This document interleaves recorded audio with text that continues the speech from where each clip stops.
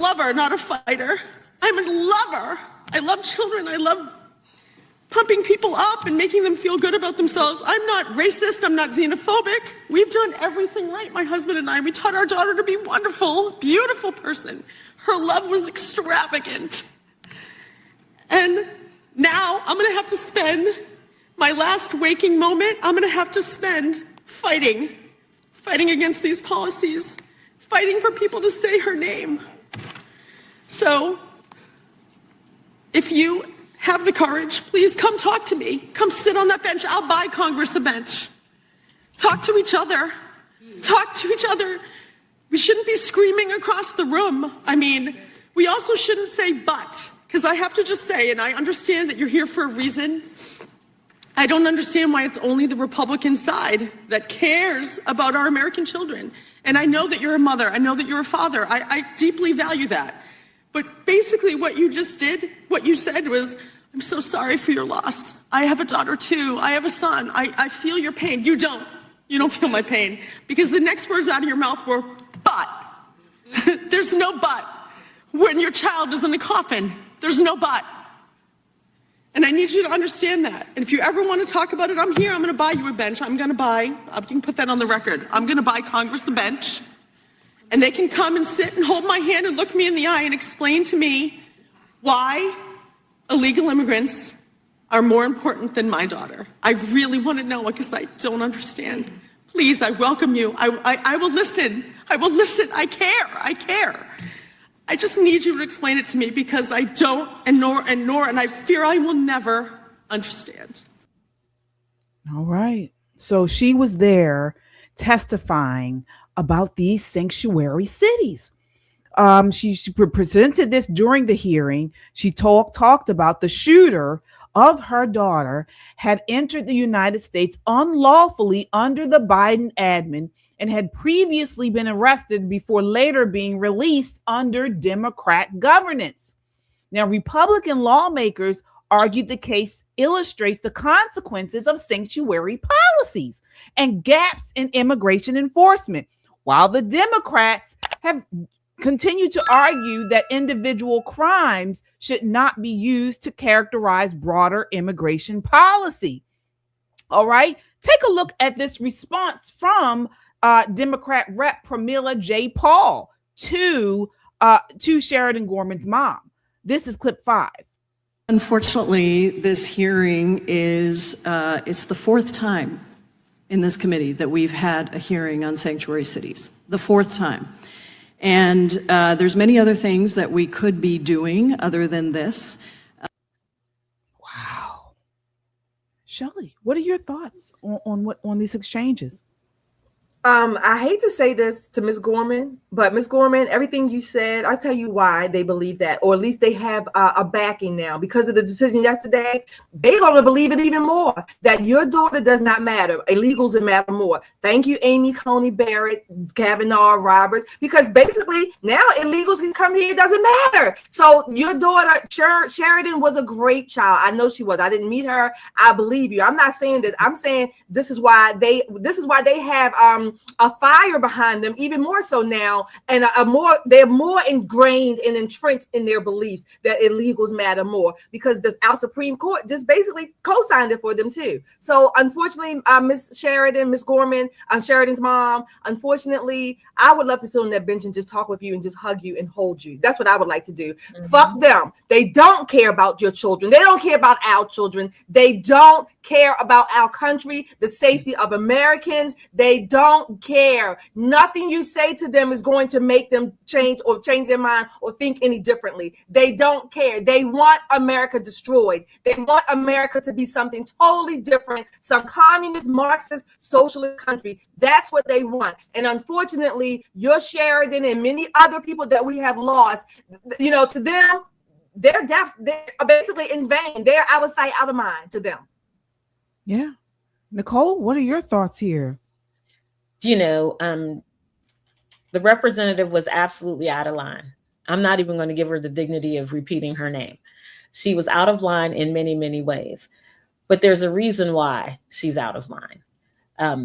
She came here unattended at 16. as they call it. She came here an unaccompanied minor at 16 from, rusty buttfuck India to go to college. Now, who do you think paid for that education? Raise your hand if you're a U.S. taxpayer. This woman has benefited at every single turn from the U.S. taxpayer.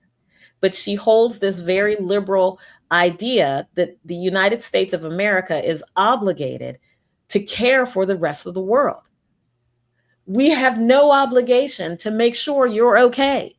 Our obligation is to make sure that Americans are okay. And everybody, this is why it's so important to vote, especially in these midterms.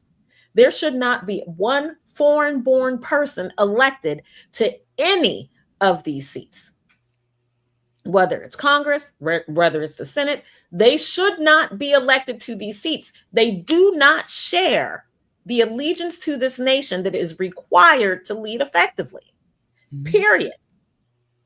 I don't know how much straighter Americans need to hear that. But when people push back and says, well, we should help everybody. This illegal alien who had already been twice deported but keeps coming back put a bullet in the back of this girl's head simply because she existed. Simply because he existed. In a place where it's supposed to be a gun-free zone, in a city, Chicago, where there's not supposed to be guns, where we have gun violence on the daily basis that looks like a small skirmish in a military zone, every single day. Every single day. So when you have these foreign-born representatives sit there and go, oh, tis, I have a child too. I feel so bad for you. But you know what? We should be doing other things because I'm tired of talking about your kid. Well, you're tired of talking about it. Hell, we're tired of dying. We're tired of seeing our friends and our neighbors and our children murdered in the street because you have this globalist idea that America suddenly is the mammy of every nappy-head person born on the face of this planet. Absolutely damn not. And that's not me being isolationist. That's me being a good American because we got to take care of us. Nobody else is coming to save us.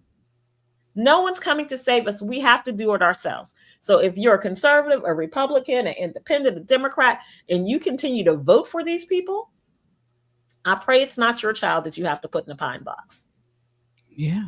I mean, I don't know how, just looking at this objectively, I do not know how to receive this any other way than many of these Democrats do put immigrants, legal or illegal, before American citizens. What is going on? I mean, and this is an agenda. This is a mindset, a policy that is not just here in America, but we're seeing it across the West on the left. They continue to try to push this idea that no more borders and immigrants matter more than natural born citizens, than the people that founded these countries. Where is this coming from? Globalism, Anti-American, anti-Western values, anti-freedom, put it all in there. That's what it is. These people are, we call them Marxists, leftist progressives. They are ultimately tyrants. They want to be themselves the rulers over everyone else. Okay. They want their own little elite bubble, if you will. And I'm not talking about just here in America, globally, if you will. This is what they want. What is his name? Klaus Schwab. You will own nothing and be happy. This is what they want. They want utter total control over the rest of us. That's what they want. Let me tell you this, this is the thing that burns my biscuits. And I mean it in a way.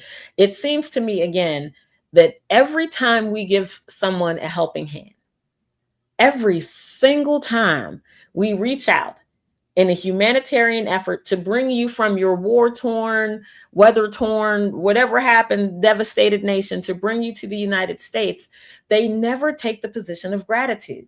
They take this position of entitlement. I agree with J.D. Vance that there should be a 50-year moratorium on immigration from anywhere. We full. We had enough. We don't need no more.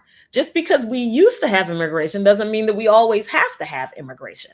Being an American is a privilege. Being swaddled in these stars and stripes should mean something.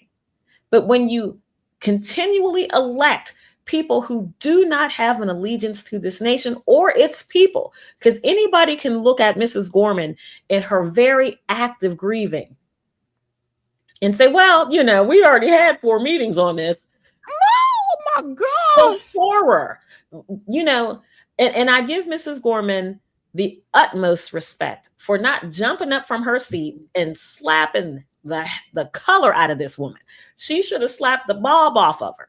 And there's not one person in this country who would have been like, man, that was messed up. She should have slapped her face for her daughter, who again was not in a gunfight, who was not committing a crime. She was standing on a pier with her friends, just what college students do, just enjoying some time in between classes, and was running for her life from this madman with the gun who did not belong in this nation. I mean, it is so outrageous that she couldn't muster not even a little bit of sympathy or empathy for this woman. But I can tell you, I would really like to see us take some really hardline stance on this. We need aggressive policing of the interior of our nation. When you think Springfield, Ohio, people say, well, we can't send the Haitians back because then there'll be all of these open jobs. Well, Tyreek, Tyrell, and Jaden and them need those jobs, right? As we move people off of welfare, from welfare to work, they have to have places to work. We get all the Haitians out. There's plenty of factory jobs in Ohio. Lots of people can go to work. We can right this nation, but it's going to require us to put the nation first, party and its globalist ideology second, third, fourth, fifth. But at some point, our elected officials are going to have to put the nation first. And talking about absolutely.